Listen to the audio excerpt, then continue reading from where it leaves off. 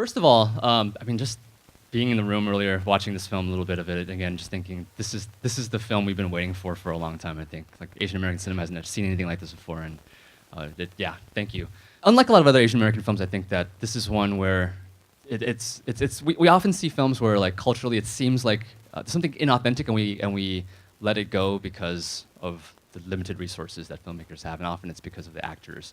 And I think you made you really wanted to find people who spoke Korean, who felt like a family. And how did you find these actors, as well as Joe? Yeah, it was an interesting process. Casting, we didn't want to pull Memoirs of a Geisha and cast Japanese or Chinese for Korean because there was Korean dialogue in the film, and two, because there's just a cultural experience that I felt would show on screen. And with this film, because we knew it wasn't going to be a big budget, it wasn't going to be a film with big stars, what we decided was that the strength of the film was going to be in its authenticity and how it portrayed the community. So for us, we were really excited about trying to cast kind of breakout talent, like talent that hadn't been given the opportunity to shine in a lead role. So we did street castings. We went to like a gay Asian nightclub to like try and find the lead character. I was like stalking Tumblr for like exhibitionist Korean like boys who like posed like shirtless for photos and stuff like that. And ultimately Joe came in for one of our last castings. He had seen the casting call online, yeah.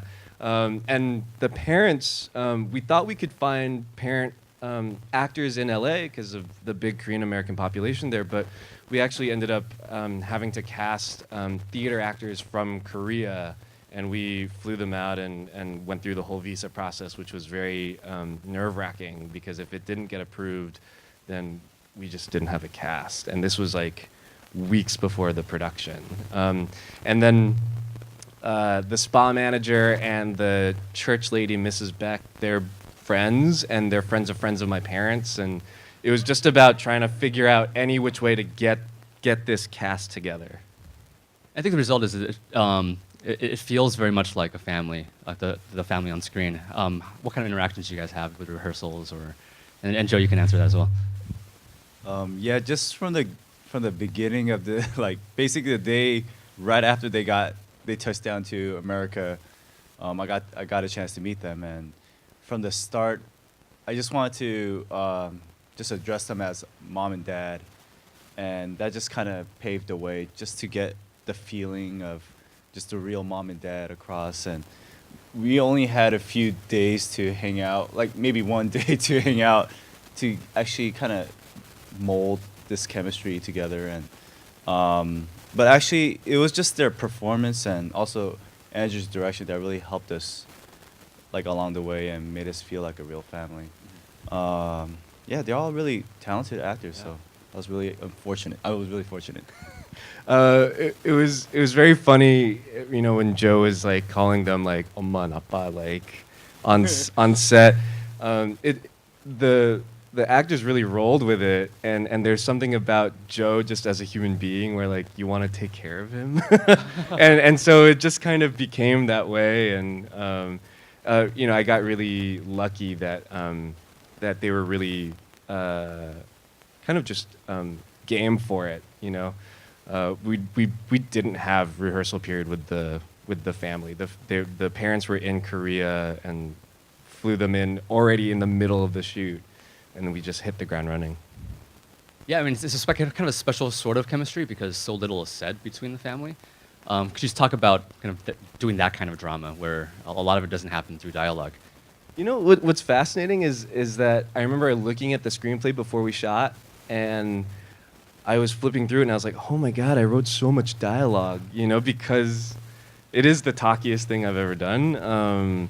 But what's fascinating is like, even in the scenes where there's no dialogue, it still felt like you know, it was still a scene in the film where there is an objective, there is something to learn, whether it's a narrative beat or a character beat. And so, you know, directing it wasn't any different for me. Like, there's a very small scene where, like, Joe takes, like, the toothpick out of the dad's mouth, and, like, that, it's as dramatic as any other scene where you have people arguing or, you know, crying or whatever. I do feel like a lot of it comes out through, and this is, I don't know if this is a stylistic choice that you made, but it seemed like a lot of it, it being in scope, a lot of close-ups, and you just see one person in a shot at a time. Is that something that you were working with? Yeah, with my cinematographer, his name is Keejin Kim. We've worked together on both of my short films and then Spa Night.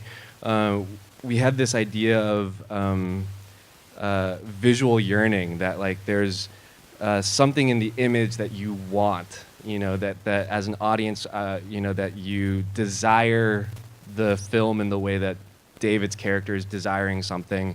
And so what that meant was actually framing out a lot, you know, so we were talking a lot about what we didn't see in the frame as opposed to what we put in the frame. And then a lot of the tightness was about the fact that David is so quiet, and you really had to sit with the character. You had to connect with him just on a kind of like a physical level, that you had to be close to him in order to connect and sympathize. Actually, any questions from the audience? Yeah. So I noticed there's like a lot of like meaningful silences. Is that like on purpose, or like I guess I was like, why isn't there a soundtrack? Like I really enjoyed it, but it's just like I noticed there was like a very distinct lack of silence, like sound. I think for me, score and music is a great way. It's a wonderful tool of cinema to kind of move things along. You know, like you see it a lot in kind of montages. But Spa Night, I didn't want you to skip through time. I really wanted you to sit with these characters, and you know, sometimes it's a little uncomfortable. Sometimes it's a little sexy. But you know, I really wanted you to experience what David was experiencing, and so I originally was like, let's not put music. My editor, Yannis Kalkiadakis, he did try and put score on it, and I like lost my mind. I was like, this is a terrible movie now. I hate you. And so we you know, we just didn't put it in. So then the goal was, you know, how can we still engage you sonically? And so it was about working with my sound designer, John Warren, to bring out the musical moments of the film. And so it's things like the karaoke or the drip, drip, drip, drip of the, you know, the steam room. We really wanted to kind of highlight the sound that exists in the world already. Yeah, I was wondering if you could, or if it was always your intention to have, you know, like his first sort of experience in the spa was with a non-Korean patron, and then sort of like, you know, the very last experience that he had was with a Korean patron. So I was wondering if that was something that happened organically, or if that was sort of like your intention from the very beginning. It was important to me that at the end, that this final act that David, you know, experiences was with a Korean person, because it's this idea that his desire is starting to turn into an identity, you know, that it's not just about looking and about the physical, but about some other level of connection. And I think in this moment in the film, you know, that's really difficult for David, connecting to someone on another level was kind of what lets him physically connect to them. And so for me, like, as, you know, as difficult as that moment is, there's a sense of hope and growth that David is reflecting, and I hope that, you know, I hope that that it's not seen as like a bad thing, you know. So I'm noticing a lot of like really strong beautiful parallels between this film and Moonlight, which recently came out. It's like a story about a young guy in terms of his sexuality in a community that doesn't like really support that. So in it, the main character is really silent, and in this movie, your main character is also very quiet. And that's not just me as an audience member noticing, it's like other side characters in the film commenting on their quietness. So I wanted to know what you thought about quietness functioning as like this device to tell the story of Yeah, thank you for associating my film with Moonlight because I saw it and I love that movie. I think what it is was, at least for my writing process, there was so much about a character feeling like an outsider, you know, and David feeling like an outsider, not just within the Korean American, you know, community, but also the kind of queer community that he's witnessing.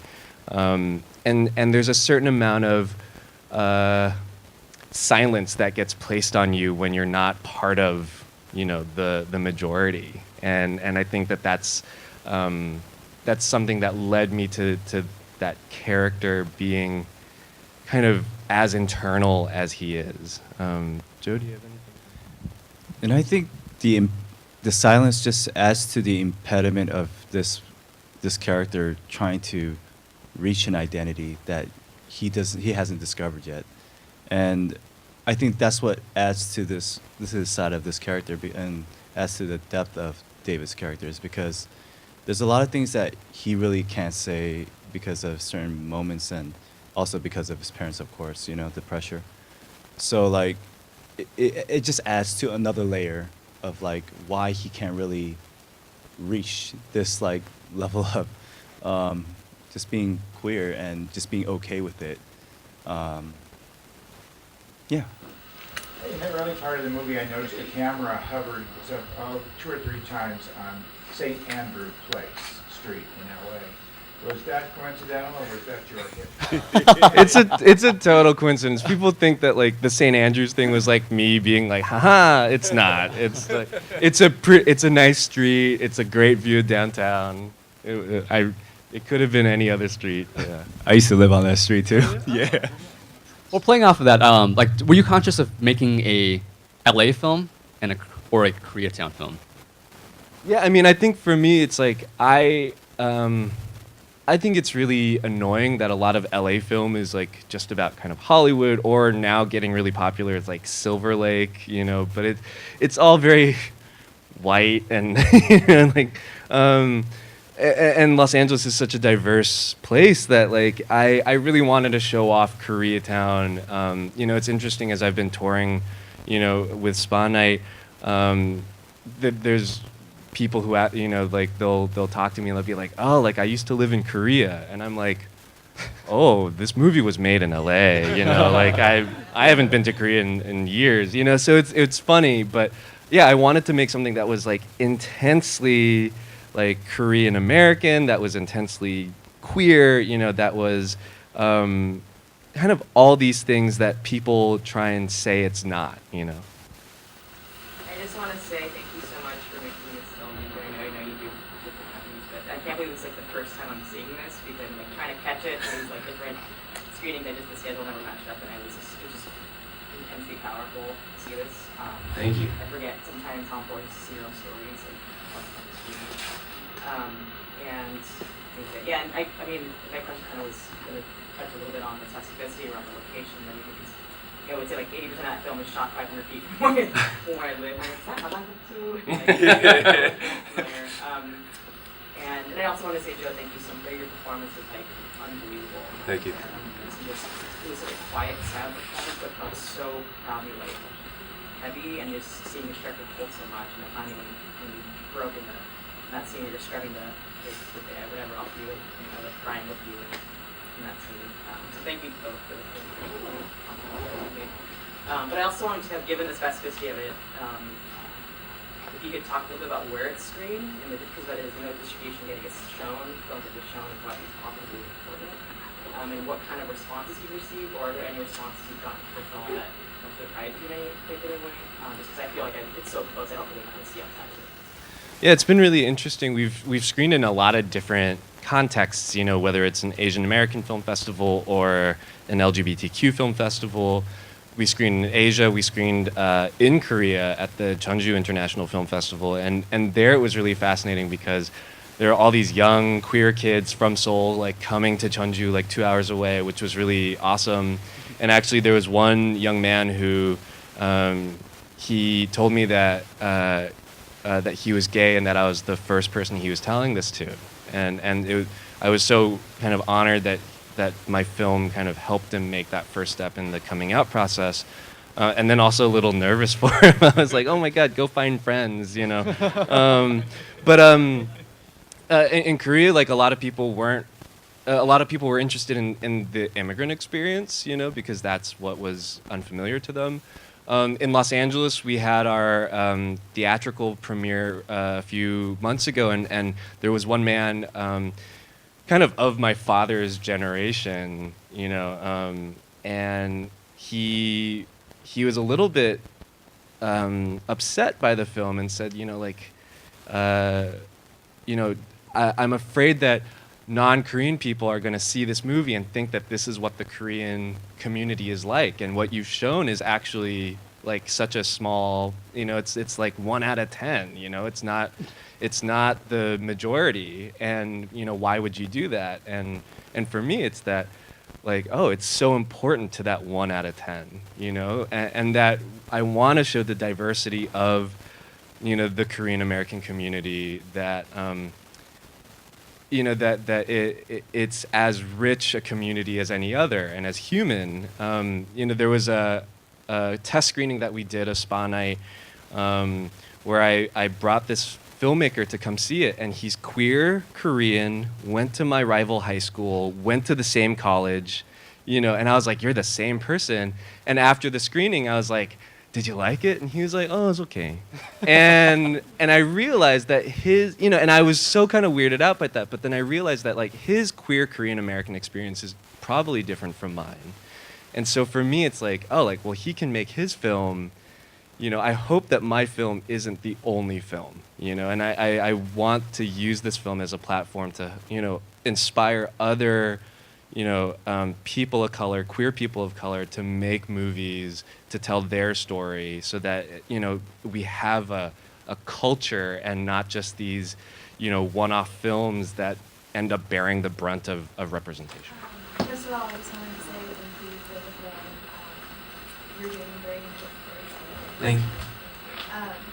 I also was curious why you chose to include the religious aspect of the community, because I grew up in an Asian household where Christianity is like a very, it plays a very fundamental role in my family, and so, and like the discourse around sexuality is very much framed by religion, so I was curious why you chose to have that included in the film. I wanted to include the religious aspect of or the theme in the film because it's a big part of the Korean American experience. You know, like growing up, like I went to church, and you know, it's kind of tied into the fabric of like what it means to the Korean American community, and I wanted to show it not just as a spiritual space, but then also as like kind of a space for community and business. You know, it's like So Young finds another job there, you make connections. There's something about immigrant communities that you rally around these centers, you know, just to kind of meet people who might be in a similar situation. You know, I didn't want to show like an angry Korean person being like, being gay is going to send you to hell, because for me, like, that is a superficial like concern, and it's a big concern. Like I know that, and it's affected me and a lot of other of my friends, but I wanted to focus on actually something like much more kind of internal, which is that David is struggling with his sexuality, not because of what other people are saying, but because of how he feels about himself and his relationship to his parents, and wondering, like, you know, can he still be a good son for his parents if he's queer, you know? And so it's a much more intimate, internal concern than judgmental people, you know? But yeah, it would feel inauthentic to me if I didn't have some sort of church scene, you know, just because it was so much of my life.